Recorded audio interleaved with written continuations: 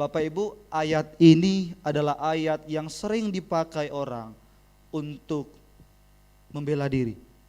Jangan gunakan ayat ini jadi pembelaan untuk kita bisa lakukan dosa. Jangan gunakan ayat ini untuk kita bisa melakukan sebuah kesalahan. Iyalah dagingku kan gitu, ya gimana sih? Ya itulah roh kan penurut, daging lemah. Gimana lah ya? Enggak, jangan begitu Bapak Saudara. Bertobat. Saya pernah bilang mungkin di sini, apakah manusia itu bisa untuk tidak berbuat dosa? Apakah manusia itu bisa tidak berbuat dosa? Bisa atau tidak? Bisa atau tidak? Kurang kencang ini, kurang yakin. Bapak Ibu tetap berdiri. Kita akan buka Alkitab kita pada malam hari ini yang terambil dari Matius pasal yang ke-26. Matius pasal yang ke-26 ayat yang ke-36 sampai dengan 46. Matius pasal yang ke-26 ayat yang ke-36 sampai dengan 46. Kita akan membacanya secara beresponsoria. Saya ayat yang ke-36 atau genap. Nanti Bapak Ibu semuanya, baik yang di rumah juga, ayat yang ke-37 ayat yang ganjil, dan begitu seterusnya. Dan di ayat 46 kita akan membaca secara bersama-sama. Demikianlah firman Tuhan. Di taman Getsemani, maka sampailah Yesus bersama murid-muridnya ke suatu tempat yang bernama Getsemani. Lalu ia berkata kepada murid-muridnya, duduklah di sini sementara aku pergi ke sana untuk berdoa.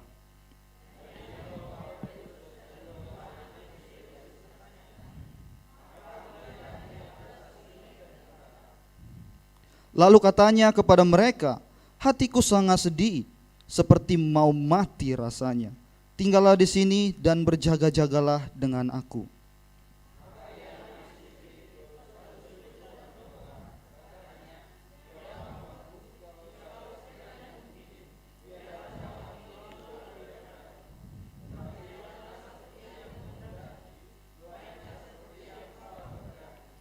Setelah itu ia kembali kepada murid-muridnya itu dan mendapati mereka sedang tidur, dan ia berkata kepada Petrus, tidakkah kamu sanggup berjaga-jaga 1 jam dengan aku?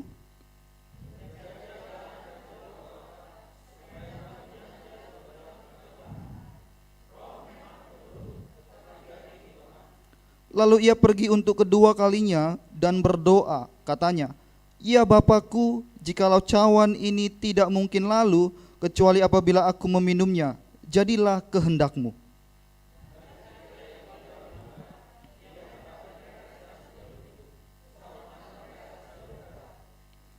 Ia membiarkan mereka di situ lalu pergi dan berdoa untuk ketiga kalinya dan mengucapkan doa yang itu juga.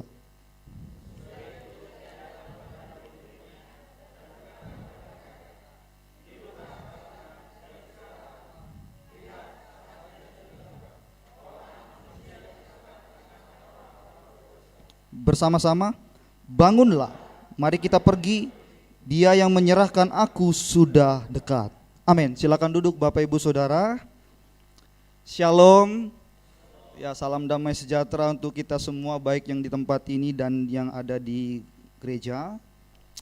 Tema kita hari ini saya buat yaitu bergumul untuk taat. Bergumul untuk taat. Bapak Ibu, setiap orang pasti pernah bergumul. Bergumul karena pekerjaan mungkin, atau bergumul saat menentukan pasangan hidup. Dan banyak hal-hal yang lain yang membuat orang-orang bahkan manusia bergumul. Nah tentu Bapak Saudara, saat kita bergumul ada banyak respon yang akan dilakukan setiap orang yang bergumul. Ya, mungkin sebagian kecil kalau orang Kristen saat bergumul mempunyai suatu persoalan pasti datang kepada Tuhan. Dia ngapain? Berdoa. Itu yang dilakukan orang-orang Kristen. Tetapi parahnya adalah saat bergumul dalam menghadapi sebuah persoalan, dia bergumul, dia datang kepada Tuhan dan berdoa kepada Tuhan. Ada dua hal yang mungkin dia kerjakan dalam doanya, yaitu mempersalahkan Tuhan dan juga memohon kepada Tuhan agar pergumulannya dibuang jauh-jauh dari dia. Itu biasanya dalam doa kita. Enggak pernah kan Bapak Ibu kalau punya pergumulan bilang aku bersyukur Tuhan. Gitu.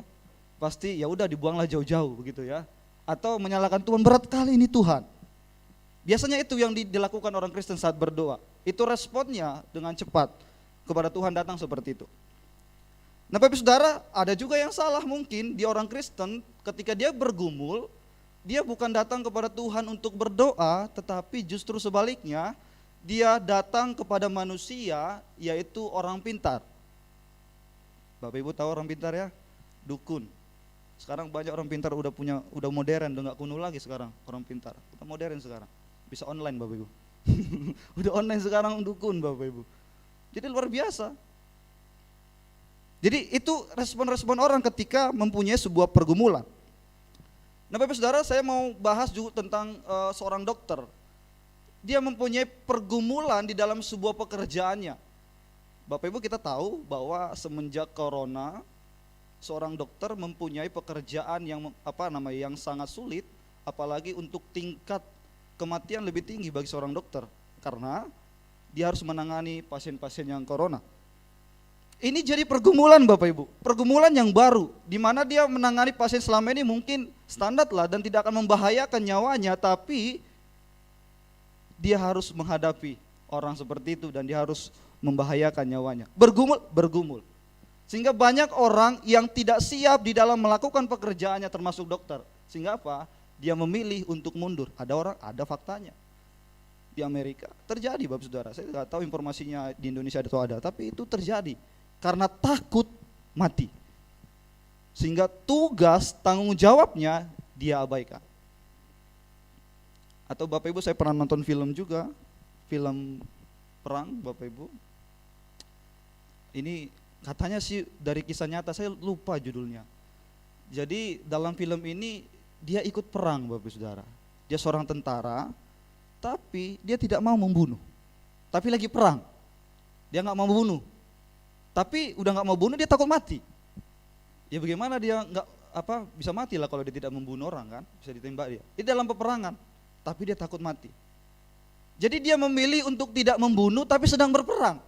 Dan di mana pekerjaannya itu ya memang untuk membunuh, ya untuk berperang, untuk membela negaranya, untuk membebaskan negaranya atau menyelamatkan umat atau masyarakat atau bangsanya. Tapi dia memilih untuk tidak mau berperang, padahal itu pekerjaannya. Nah ini yang jadi sangat lucu ya Bapak Saudara ya, di mana tugasnya seperti itu tapi malah tidak dikerjakan. Boleh dulu di next. Atau seperti ini Bapak Saudara. Bapak Ibu tahu ini ya gambar. Gambar ini adalah gambar orang yang sedang melakukan pekerjaan membersihkan kaca di gedung tinggi. Ya, ini pekerjaannya resikonya tingkat tinggi Bapak Ibu. Bisa membuat dirinya nyawanya terancam karena mungkin kalau ada angin, ada segala macam gondolanya bisa goyang, bisa jadi kemungkinan bisa jatuh dan dia mati. Belum lagi gajinya nggak seberapa, tapi nyawanya bisa terancam. Nah Bapak Saudara, kalau saya disuruh bekerja di situ, boro-boro saya berani. Ya saya naik pohon aja mungkin sekitar 3 meter, udah lihat ke bawah udah gemeteran. Jadi mustahil lah saya bekerja seperti itu, tidak mungkin saya akan pilih. Tapi dia mempunyai panggilannya, berani, dia dikerjakan. Karena sebuah tugas, maka dia kerjakan, bahkan nyawa pun taruhannya dia kerjakan Bapak Saudara. Nah Bapak Saudara, saya membuat suatu pengantar seperti itu, apa maksudnya? Karena di dalam malam passion kita yang kedua ini, hari ini kita sedang belajar tentang Yesus yang sedang bergumul, karena sebentar lagi dia akan menghadapi kematian. Di mana kematian ini harus dia lewati, tidak boleh tidak. Itu tugas dia datang turun ke dunia, Bapak Ibu Saudara. Itu pekerjaan dia harus punya misi untuk mati ke dunia. Tentu ini tugas yang sangat berat bagi dia. Bapak Ibu kalau tahu kematian kita pasti nggak enak ya. Saya senang sekali kita nggak tahu hari kematian kita. Kalau kita tahu kematian kita sudah mau dekat, mungkin nggak tahu seperti apa respon kita. Ada mungkin pesta begitu ya, ada mungkin tiba-tiba jadi kayak malaikat gitu kan. Ya kita nggak tahu tuh. Jadi saya bersyukur sekali, oh iya Tuhan terima kasih. Kalau saya tidak tahu kapan saya mati. Ya. Nah, hari ini Yesus diperhadapkan di mana kematiannya sudah tiba, sudah dekat lagi. Dia tahu lah ya karena dia Tuhan begitu ya, diperhadapkan dengan kematian. Sehingga dia bergumul Bapak Saudara untuk menghadapi kematiannya Bapak Ibu. Boleh next. Nah Bapak Saudara, di Taman Getsemani, ya disinilah Yesus bergumul. Di taman ini Yesus mengungkapkan kesedihannya karena penolakan-penolakan yang dilakukan oleh bangsa Yahudi. Termasuk nanti dia sudah mengetahui bahwa salah satu muridnya nanti akan Bapak Ibu? Akan mengkhianati dia. Bahkan nanti Petrus juga akan menyangkal dia. Di sini dia sudah tahu, sehingga dia bergumul di sini Bapak Ibu Saudara. Bergumul berat. Kalau kita tahu Bapak Ibu, Taman Getsemani adalah kebun zaitun ya. Kalau nanti di kitab Lukas dia ngomong bukan Taman Getsemani, tapi Taman Zaitun. Kemudian yang terletak di sebelah Bukit Kidron dikatakan. Itu Taman Getsemani seperti itu. Nah Bapak Saudara, saat dia ingin ke Taman Getsemani, yang Yesus lakukan adalah dia meminta murid-muridnya untuk gabung bersama-sama dengan dia. Ada tiga orang murid. Tahu Bapak Ibu siapa tiga orang murid itu? Petrus, Yohanes, dan Yakobus. Itu dia tadi dikatakan kan di ayat 37. Dan ia membawa Petrus dan kedua anak Zebedeus. Nggak dikasih tahu namanya di situ, dua anak Zebedeus. Itulah namanya Bapak Saudara. Jadi dia membawa serta ketiga rasul itu. Dan ketiga rasul ini adalah orang juga yang terlibat, kalau Bapak Ibu ingat ya, yang terlibat di mana waktu itu Yesus menunjukkan rupanya dalam masa transfigurasi. Ada yang tahu Bapak Saudara, Yesus menunjukkan berubah rupa, bertransfigurasi. Itu kalau nggak salah memang tidak dikhotbahkan waktu di minggu transfigurasi. Yesus berubah dan tiga orang ini melihat transfigurasinya Yesus. Jadi dia membawa kembali lagi ketiga orang murid ini yang menyaksikan transfigurasinya Yesus. Tujuannya Bapak Saudara, dia ingin mempersiapkan diri, ya, mempersiapkan diri dan dalam doa bersama dengan mereka dan dengan dia juga. Karena ini merupakan pencobaan yang sangat mengerikan Bapak Saudara. Bukan buat Yesus saja, tetapi buat para murid juga. Maka dia mengajak tiga orang ini Bapak Ibu. Nah lalu kita lihat di ayat 37 dikatakan begini. Dan ia membawa Petrus dan kedua anak Zebedeus sertanya, maka mulailah ia merasa sedih dan gentar. Bapak Ibu, mungkin kita punya pemikirannya, oh Tuhan itu, Yesus itu kan Tuhan. Kenapa ya? Kok dia sedih, kok dia gentar sih? Enggak begitu. Kita sedang bicara kemanusiaannya Yesus. Ya, kita sedang bicara kemanusiaan Yesus. Jadi fine-fine aja kalau dia sedih. Baik fine-fine aja kalau dia gentar. Nah kita akan lihat ini Bapak Saudara, seperti apa rasa gentarnya yang dimaksud dalam ayat ini. Nah ketika saya buka Bapak Saudara di dalam kitab Yunani, bahasa Yunani dikatakan ek beomai. Artinya Bapak Saudara sangat takut. Jadi sangat takut, ini jelas. Jadi Yesus sangat takut. Nah Bapak Saudara, mari kita lihat, dia takut karena apa? Kenapa sampai takut sekali? Ya, apa yang membuat dia takut? Apakah kematian yang membuat dia takut? Ataukah jalan salib yang membuat dia takut? Apakah yang lain, penderitaan yang lain yang membuat dia takut? Kan kira-kira jadi pertanyaan buat kita Bapak Saudara.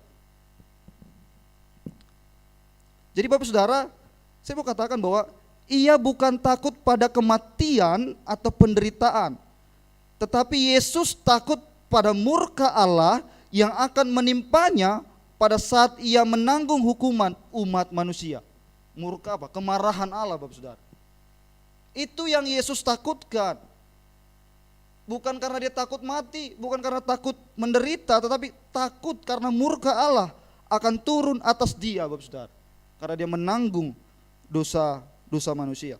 Jadi Bapak Saudara, Yesus bisa takut melihat murka Allah itu. Ini menunjukkan bahwa secara jelas betapa hebatnya dan mengerikannya murka Allah atas dosa-dosa manusia.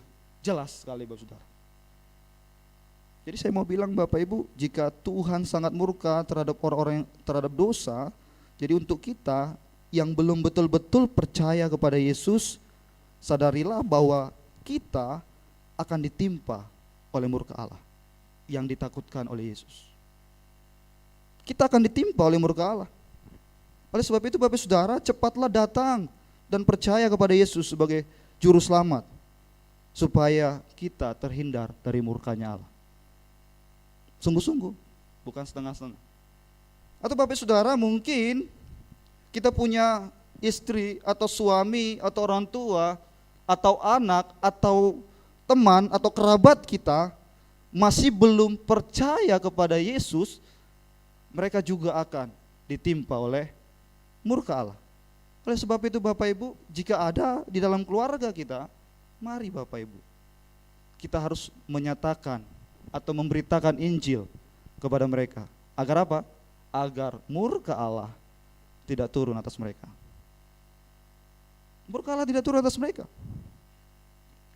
Kemudian Bapak Saudara, untuk kita yang masih sering bermain-main dengan dosa, meremehkan dosa, maka sadarilah bahwa murka Allah terhadap dosa adalah sesuatu yang luar biasa.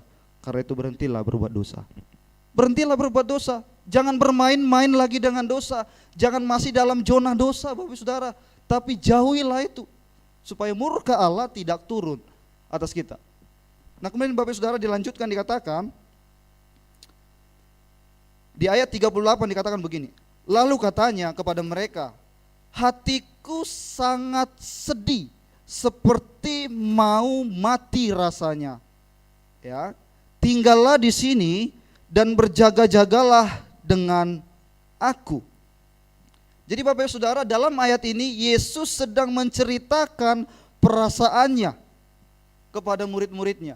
Dia sedang menceritakan isi hatinya, dia sedang sangat sedih kepada murid-muridnya Bapak Saudara. Tujuannya untuk apa? Tujuannya agar dia mendapat dukungan dari murid pada saat itu. Ya, itu tujuannya. Jadi Yesus menceritakan perasaannya kepada murid-muridnya karena ia membutuhkan dukungan dari murid-muridnya. Mengapa Yesus menginginkan dukungan dari manusia Bapak Ibu? Ini pertanyaan ya. Loh, manusia? Mengapa? Kan gitu. Bukankah dalam Yohanes pasal 2 ayat 24 sampai 25 dikatakan begini, bahwa Yesus tahu apa yang ada di dalam diri manusia sehingga ia tidak mau mempercayakan dirinya kepada manusia. Lalu mengapa sekarang ia mengharapkan dukungan manusia? Ya, mengapa sekarang Yesus mengharapkan dukungan manusia? Saya baca satu kutipan yang ditulis oleh John White. Dia mengatakan begini, kita sangat menginginkan dukungan manusia karena kita tak pernah betul-betul belajar untuk bersandar kepada Allah. Jadi orang yang tidak betul-betul bersandar kepada Allah pasti akan selalu mengharapkan dukungan kepada manusia. Tapi persoalannya Yesus, emang dia tidak bersandar kepada Allah. Mengapa dia minta dukungan kepada manusia? Karena dukungan ilahi tidak ada lagi bagi Yesus. Saudara, tidak ada bagi Yesus dukungan ilahi. Dukungan ilahi adalah kematian. Itu yang dia gumulkan. Tuhan tidak mendukung yang lain Bapak Ibu Saudara. Sehingga dia butuh namanya dukungan dari murid-muridnya. Karena ini pergumulannya sangat berat Bapak Ibu. Dia akan mati. Bapak Ibu, kalau Bapak Ibu tahu divonis misalnya, saya tidak mengerti kalau ada orang sakit stadium itu ya, divonis dokter begitu. Ya, ini 1 minggu lagi. Saya tidak tahu seperti apa perasaannya Bapak Ibu. Sedih sekali, bergumul sekali. Dan inilah yang Yesus rasakan. Dia harus mati Bapak Ibu. Bukan karena kesalahannya, tapi karena kesalahan kita yang berdosa ini. Kemudian Bapak Saudara, mari kita belajar lagi dukungan apa yang ia harapkan dari murid-muridnya. Maaf ya Bapak Ibu. Jadi Bapak Saudara, dukungan apa yang ia harapkan dari murid-muridnya? Kan kira-kira begitu. Ada 2 hal Bapak Ibu. Ada 2 hal. Yang pertama adalah dukungan melalui kehadiran mereka bersama dia. Ya, nanti kalau Bapak Ibu baca di pasal yang ke-38b atau 40b dikatakan berjaga-jagalah dengan aku. Ya, berjaga-jagalah dengan aku. Itu yang Yesus minta nanti kepada murid-muridnya. Artinya apa? Yesus ingin selalu bersama-sama dengan mereka, saling berjaga-jaga. Jadi Bapak Saudara, pelayanan adalah di mana kita menemani orang yang sedang sedih adalah sesuatu yang penting, khususnya kalau orang itu baru ditinggal mati oleh orang yang ia cintai, dihianati oleh pacarnya dan lain-lain sebagainya. Ya. Jadi ketika ada yang punya masalah, Bapak Saudara, kehadiran kita itu perlu, Bapak Saudara, bagi orang yang sedang sedih. Bagi orang yang sedang sedih. Kemudian Bapak Saudara, yang kedua dikatakan adalah mengapa Yesus membutuhkan dukungan? Yang kedua, doa mereka. Doa mereka. Sebetulnya Bapak Ibu Saudara, dengan mengharapkan doa dari murid-muridnya, terlihat dengan jelas bahwa ia bukan bersandar kepada manusia. Tidak. Tetapi kepada Tuhan. Karena mereka berdoa bersama-sama untuk kepada Tuhan. Itu artinya Yesus sedang tidak mau bersandar kepada manusia, tapi kepada Tuhan. Jadi Bapak Saudara, kalau saudara mempunyai kesedihan atau penderitaan, beranilah untuk menceritakannya kepada saudara-saudara seiman, supaya kita bisa saling mendukung dan berdoa. Memang nanti kita lihat kisahnya Bapak Saudara, saat kita meminta dukungan kepada manusia pasti mengecewakan, dan Yesus nanti dikecewakan Bapak Ibu. Yesus dikecewakan nanti. Nanti kita lihat nanti kecewa, sangat kecewa sekali. Nah Bapak Saudara, kalau ada orang yang menceritakan kesedihannya, maka kita pun jangan menceritakan kesedihan itu kepada orang lain juga, malah menggosipin Bapak Ibu. Dukunglah dalam doa, bukan malah digosipin kembali. Ya Saudara ya. Nah, boleh kita lihat lagi, boleh next on. Di sini dikatakan bahwa Yesus berdoa sebanyak 3 kali. Lihat Bapak Saudara. Doa yang pertama, doa yang kedua, dan doa yang ketiga. Doa yang pertama mempunyai perbedaan, dan doa yang kedua juga punya perbedaan, dan doa yang ketiga dikatakan dia berdoa dengan itu juga. Mari kita lihat Bapak Saudara. Maka ia maju sedikit lalu sujud dan berdoa. Di ayat 39 ya, katanya, "Ya Bapakku, jikalau sekiranya mungkin, biarlah cawan ini berlalu daripadaku."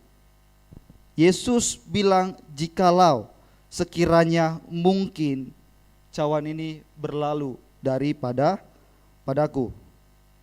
Lalu dikatakan lagi Bapak Saudara, setelah itu ia kembali kepada murid-muridnya dan ia mendapati mereka sedang tidur. Nanti ini sebuah bentuk kekecewaan Yesus. Dan ia berkata kepada Petrus, "Tidakkah kamu sanggup berjaga-jaga 1 jam dengan aku? Berjaga-jagalah dan berdoalah supaya kamu jangan jatuh ke dalam pencobaan. Roh memang penurut tetapi daging lemah." Di sini dikatakan lagi, lalu ia pergi untuk kedua kalinya dan berdoa, katanya, "Ya Bapa, jikalau cawan ini tidak mungkin lalu." Bapak Saudara, ada perbedaan kata. Memang ada kata mungkin tetapi berbeda. Ya Bapak Saudara ya. Tadi kalau kita lihat dikatakan, "Ya Bapa," di ayat 39, "Ya Bapakku, jikalau sekiranya mungkin." Sekiranya mungkin.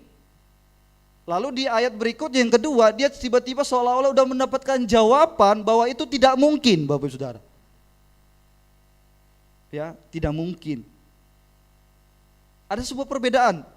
Seolah-olah dari perenungan pertama, oh Yesus sudah mendapatkan, sepertinya memang udahlah, aku menerima saja. Itu doa yang keduanya Bapak Saudara. Nah Bapak Saudara, perbedaan Yesus dengan manusia saat berdoa, manusia terlalu mementingkan keinginan-keinginannya, memaksa Tuhan, ya. Tapi Yesus beda dengan kita waktu berdoa. Yesus bilang, "Kehendakmu lah yang jadi." Kehendakmu lah yang jadi. Jadi Yesus mengerti dan Yesus memahami itu dan tidak memaksakan kehendaknya yang dia inginkan, Bapak Ibu. Sekehendaknya jadi. Pernahkah kita berdoa begitu Bapak Ibu? Jarang lah ya. Kita tutup kiranya kehendak Tuhan yang jadi di kamar kita pas berdoa. Jarang ya. Bolehlah, gak apa-apa, belajarlah sekali-sekali. berdoa seperti itu? Ya, nggak apa-apa berdoa seperti itu, nggak apa-apa. Itu ajaran Yesus, cara Yesus berdoa, Bapak Ibu. Nah, Bapak Saudara, di Taman Getsemani inilah Yesus berdoa sebanyak 3 kali. Dia mengatakan, sekiranya mungkin cawan berlalu daripadaku. Dia menginginkan, hatinya ingin penderitaan itu kalau bisa jangan dia lewati lah. Cawan itu, penderitaan itu jangan dilewati lah. Tetapi ya memang harus diminum, Bapak Ibu Saudara. Harus dia lewati. Bayangkan, Bapak Saudara, sangat-sangat mengerikan sekali.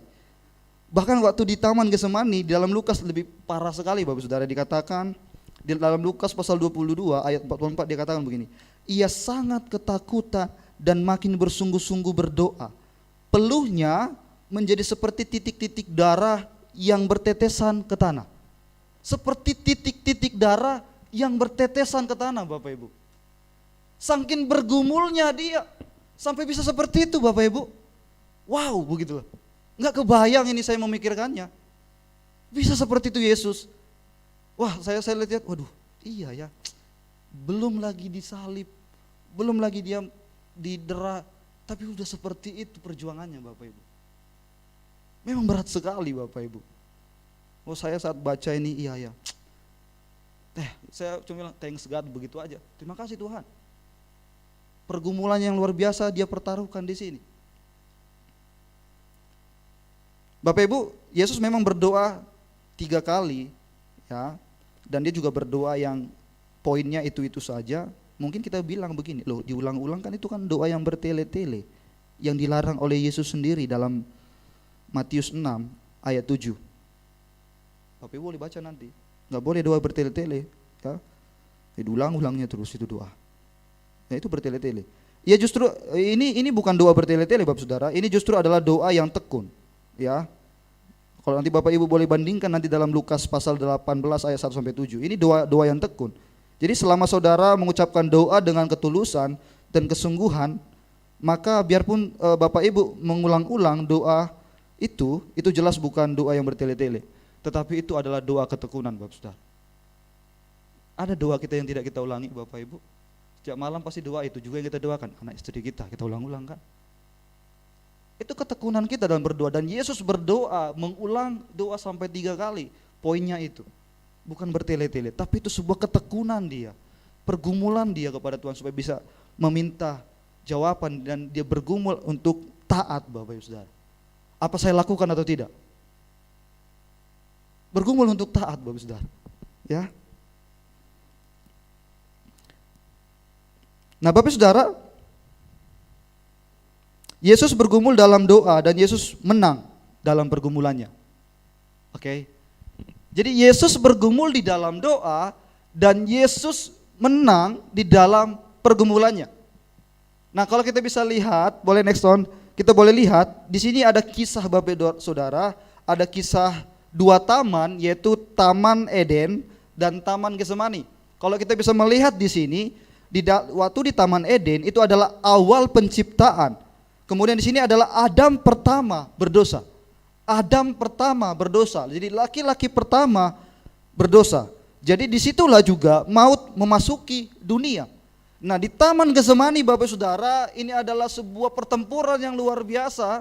Di sini mengatakan bahwa Adam terakhir, kalau Bapak Ibu baca dalam 1 Korintus 15 ayat 45, ini dia mau menerima cawan penderitaan bagi penebusan.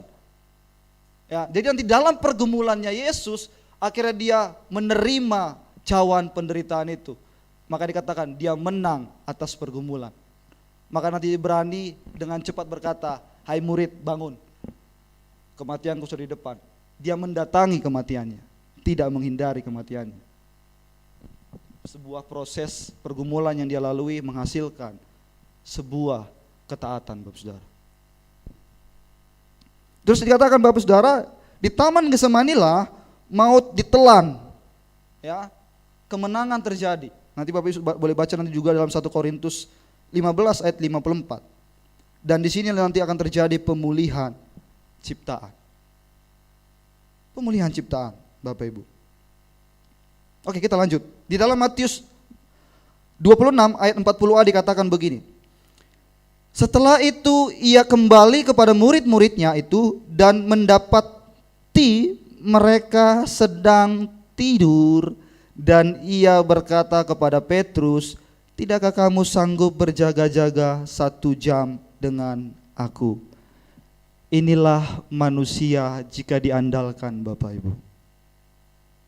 Ya, jadi jelaslah jangan mengandalkan manusia. Oke, ini poin penting.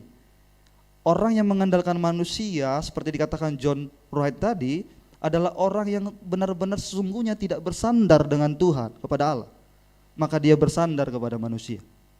Manusia mengecewakan. Jadi saat kita dikecewakan, jangan salahkan manusia mengecewakannya. Kenapa kita ngomong? Jadi bersandarlah kepada Tuhan, ya, Bapak Ibu. Ini apa penting?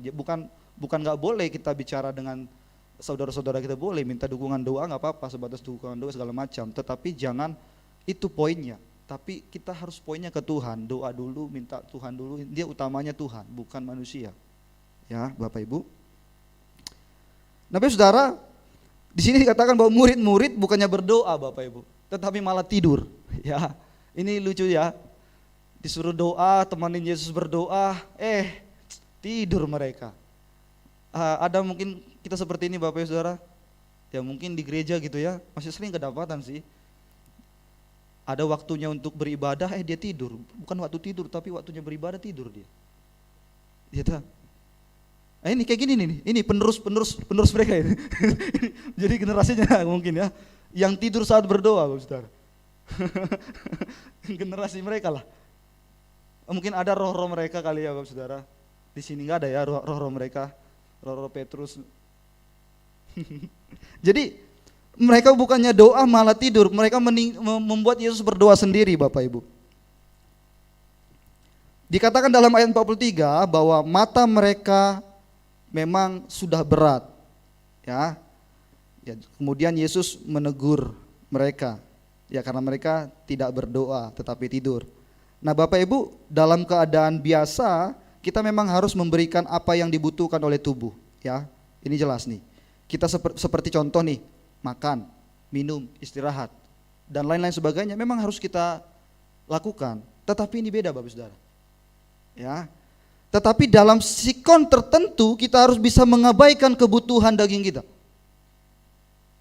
Walaupun udah sangat ngantuk. Kita harus bisa mengabaikan kebutuhan jasmani kita. Contoh, saya kasih contoh.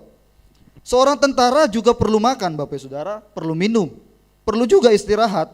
Tetapi ada saat di mana ia sedang betul-betul terlibat dalam suatu pertempuran, di mana semua kebutuhan jasmani itu harus disangkal untuk sementara waktu, dan ia harus terus berperang.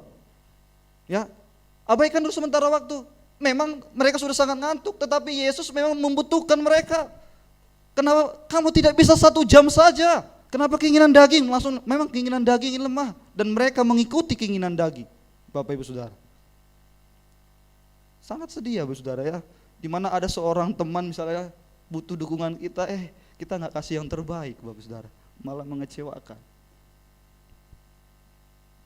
Nah, itu yang dialami oleh Yesus, Bapak Saudara. Kalau saudara tidak mau berdoa, berarti jangan mengira bahwa kita bisa menang atas pergumulan. Ya. Dan murid-murid itu nanti saat Yesus nanti disalib, ya terbukti kan mereka juga nggak menang dalam pergumulan mereka. Karena nggak doa mereka, tidurnya, merasa hebat. Oleh karena itu Bapak Saudara, mari berdoalah jika punya pergumulan. Bergumul dengan Tuhan. Boleh next. Dikatakan di ayat Matius pasal 26 ayat 41, berjaga-jagalah dan berdoalah supaya kamu jangan jatuh ke dalam pencobaan. Roh memang penurut, tetapi daging lemah.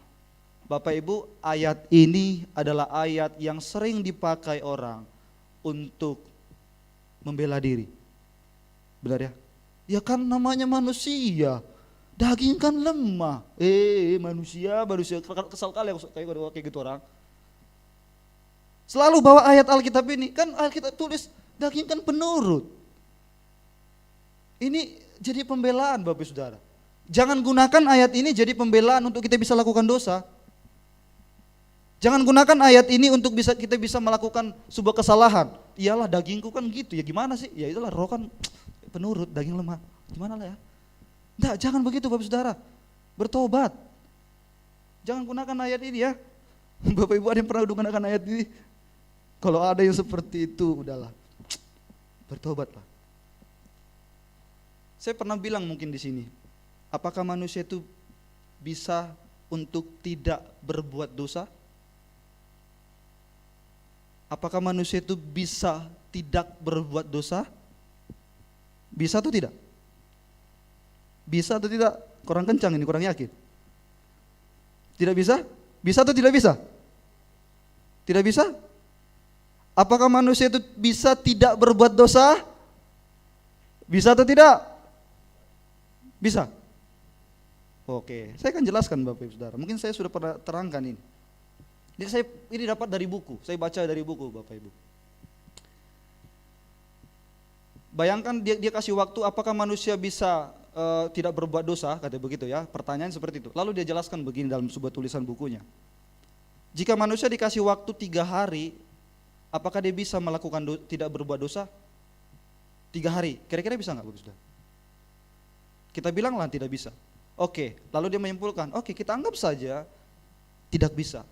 Saya kasih waktu 1 hari, 24 jam.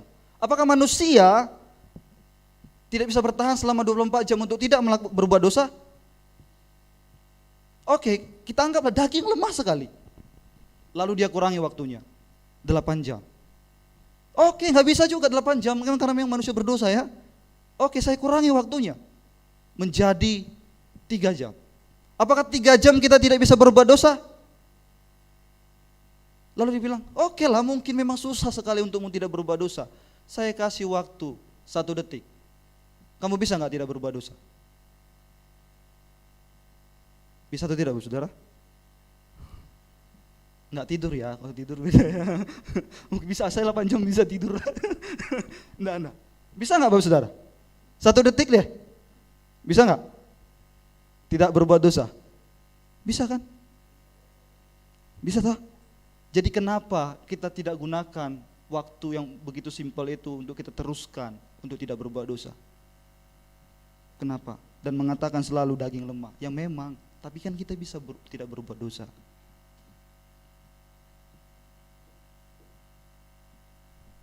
Ya Bapak Saudara, Tuhan benci ini. Murka bisa turun atas kita Bapak Saudara. Nah Bapak Saudara, murid-murid Yesus harus berdoa supaya tidak jatuh pada waktu menghadapi pencobaan. Inilah yang Yesus katakan.